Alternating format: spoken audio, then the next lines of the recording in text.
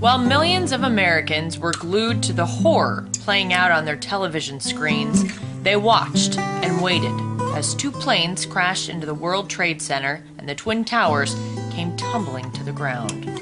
And I start running as quickly as I can, and now the South Tower, which was the second building struck but the first one to collapse, it's falling in what we call a pancake type of collapse. One floor is hitting the floor below 110 times. Oh, wow. You have 110 stories, right? Yeah, So boom, yeah. boom, boom, boom, boom, boom, boom, boom, boom. And as each floor is hitting the floor below, it's kind of puffing air out like a fireplace bellows. You know what I mean? And as I'm running, I could feel the air pressure on my back, and the air pressure just kind of caught my helmet, and I just saw my helmet fly away. My helmet was flying, and it was going up in the air. You know what I mean? Yeah. So, and it was going up. It was like the Wizard of Oz, and like I'm running, I'm watching my helmet.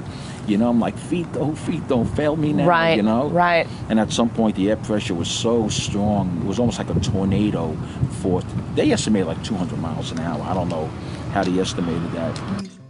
New York firefighter Lieutenant Joe Torrillo was at Ground Zero, not by circumstance, by choice. Well, I'm honored to be here. Veterans Day week with Lieutenant Joe Torrillo, retired from the New York Fire Department. Now, Joe, before I give away your whole story here, I have to tell you, Steven Spielberg couldn't have come up with a plot line for what you have survived, for what you have endured, and everybody at home is going to have goosebumps like I do when you know, they hear you tell, you know, what happened on September 11th.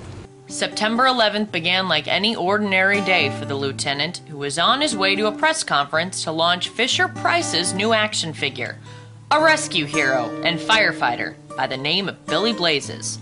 The date of the press conference was no coincidence. So I'm kind of brainstorming. I can't think of another date that's really appropriate. So I said, you know, 911 is an emergency phone number in New York City. Why don't we have like a 911 day in New York? So the Fisher-Price execs are like, wow, that's a great novel idea. We'll have a 911 day in New York City. We'll introduce the new rescue hero at the new Children's Learning Center. Wow. So on 911, September 11, 2001,